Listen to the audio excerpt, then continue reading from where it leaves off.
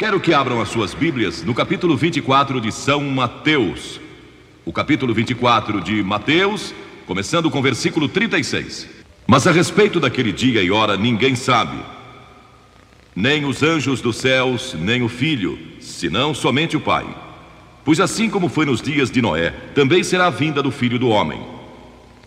Porquanto, assim como nos dias anteriores ao dilúvio, comiam e bebiam, casavam e davam-se em casamento, até ao dia em que Noé entrou na arca. E não o perceberam senão quando veio o dilúvio e os levou a todos. Assim será também a vinda do Filho do Homem. O mundo vai chegar a um fim?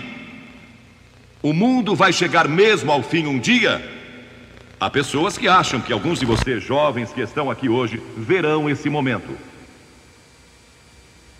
Talvez aconteça durante nossa vida.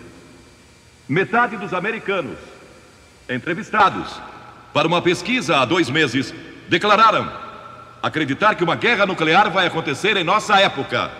Logo depois do sequestro do avião da TWA, voo 847, convocaram uma conferência mundial de peritos em Washington para discutir a real e terrível ameaça do terrorismo nuclear. Uma organização terrorista se apossando de armas nucleares e começando uma reação em cadeia que poderia destruir grande parte do mundo. Poderia acontecer? O Dr. Carl Sagan declarou em uma rede de televisão que o consenso atual de opinião de físicos nucleares é que bastariam 100 das bombas em existência para lançar o hemisfério norte no inverno nuclear, depois de destruir 1/3 da raça humana e deixando a Terra coberta por um manto de trevas. Um dos grandes sucessos de Hollywood há alguns anos atrás foi O Cavaleiro Pálido, cujo subtítulo foi uma citação vinda diretamente do livro do Apocalipse, e o inferno o seguia. Um cientista alemão disse que já se tornou possível despovoar a Terra. Historiadores como William Volk dizem que o dia do juízo está próximo. Mas então percebo algo assombroso para mim, chocante. Há um estranho silêncio por parte da igreja quanto ao que a Bíblia ensina. Há líderes da igreja que, como eu, defendem a redução ou destruição de todas as armas de destruição em massa. Não sou um pacifista, nem a favor de desarmamento unilateral. Mas eu creio que podemos chegar a um acordo quanto à destruição de todas as armas de destruição em massa, se nossa atitude for certa. Foi por isso que Jesus disse: importa-vos nascer de novo. Nosso coração é enganador e desesperadamente corrupto. Quem o conhecerá? Disse Jeremias. Mas sabem, a Bíblia não ensina que o mundo vai chegar a um fim. A Bíblia ensina que esta era terá um fim. A era do Espírito Santo. A era em que nos encontramos hoje e que uma nova era será estabelecida. Em outras palavras, assim como você troca seu carro velho por um novo, Deus vai trocar este sistema maligno atual que chamamos de cosmos, um sistema mundial, vai trocá-lo por uma nova era. E essa nova era será a era do reino de Deus. E essa nova era vai prevalecer. Vamos ver o que diz a Bíblia. O Novo Testamento menciona o novo nascimento 9 vezes, arrependimento 70 vezes, batismo 20 vezes. Mas alguém disse, eu não contei, por isso não sei se isso é um exagero ou não. Mas alguém declarou que a segunda vinda de Cristo é mencionada mais de 380 vezes. O que eu sei é que é mencionada com frequência. Cristo disse, como foi nos dias de Noé, também será a vinda do Filho do Homem. Agora, a história de Noé popularizou-se novamente, na ficção e em quadrinhos. Na verdade, a programação de TV do jornal Los Angeles Times esta semana falava a respeito dos animais da Arca de Noé. O quadro da civilização nos dias de Noé está descrito no livro de Gênesis, em seu 6º capítulo. Diz que o povo era cheio de maldade, imaginações perversas, corrupção, violência.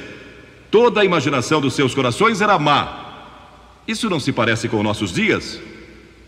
Não podemos deixar de imaginar maldade quando assistimos muito à televisão e vemos tanta violência e crime, e lemos a respeito de crimes em nossos jornais todos os dias, pessoas que são assaltadas e assassinadas e roubadas e tudo mais o que acontece. Isto nos preocupa, pois entra em nossas mentes e nos enche de temor. Era um mundo em que o casamento fora deturpado e a perversão sexual prevalecia. Era um mundo em que a violência prevalecia.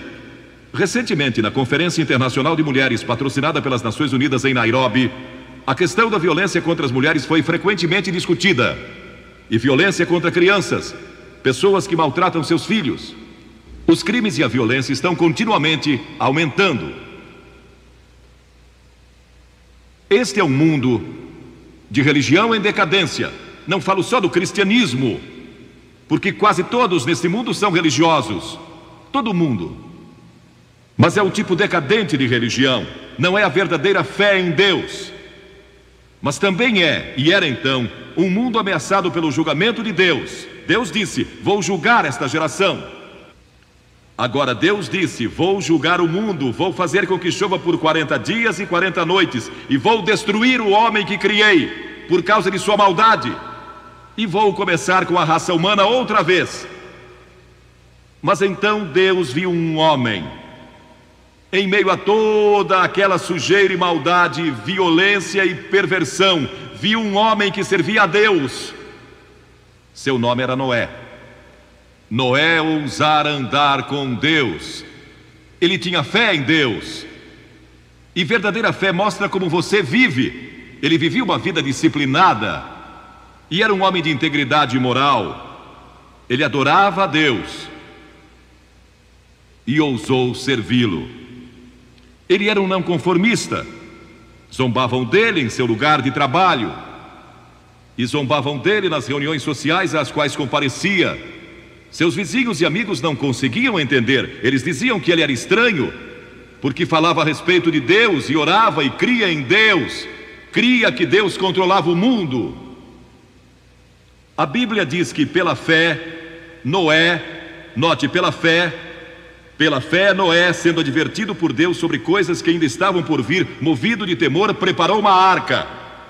Deus disse: vou mandar um dilúvio, mas tenho que salvar Noé e sua família. Noé vive para mim, e Deus não pode julgar uma pessoa que vive para Ele. Uma pessoa que chegou a Cristo e à cruz, que recebeu o perdão dos pecados e que vive para Jesus Cristo, não pode ser julgada. Já nenhuma condenação há para os que estão em Cristo Jesus. Você nunca comparecerá diante do trono do juízo. Se crê em Cristo, Ele é seu lugar de refúgio. E Noé não podia ser julgado. Então Deus disse: preciso achar um meio de salvar Noé e sua família. Então Deus veio a Noé um dia e disse: Noé, eu vou destruir o mundo e começar outra vez. Quero que construa um grande navio e que o faça de cipreste. Cubra-o de piche por dentro e por fora. Faça-o de 150 metros de comprimento, 25 de largura e 15 de altura, com 3 andares, e põe uma janela e uma porta. E comece logo. Vocês podem imaginar como aquele povo zombou? Construir um imenso navio, tão grande quanto o moderno transatlântico, no meio do deserto, onde nem havia água. Mas Noé, eu imagino, era membro do sindicato, então conseguiu alguns operários e começaram a construir aquele navio. E imagino que tenha se tornado uma grande atração turística, como a Disneylândia. Pessoas vinham de todo lugar para ver aquele homem maluco construindo um navio no meio do deserto. E sua única base era a palavra de Deus, nada mais. Agora, hoje em dia, você e eu temos a palavra de Deus que prediz o futuro juízo de Deus sobre o mundo.